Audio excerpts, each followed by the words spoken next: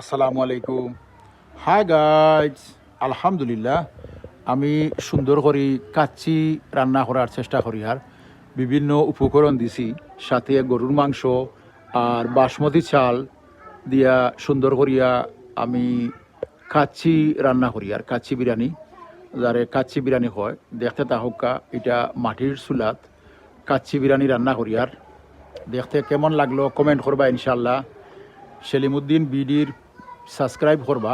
দোয়া ভালোবাসা থাকলো সকলের জন্য আমার ছোট্ট পরিবারের পক্ষ থেকে।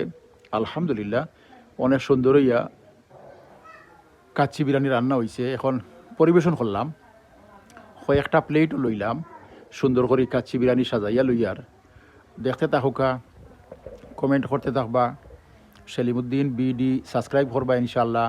যদি ভালো লাগি থাকে তাহলে সাবস্ক্রাইব করবা। সবসময় এইরকম ভালো ভালো অনেক ধরনের ভিডিও দেওয়ার চেষ্টা করবো। আলহামদুলিল্লাহ দোয়া ভালোবাসা থাকলো সকলের জন্য।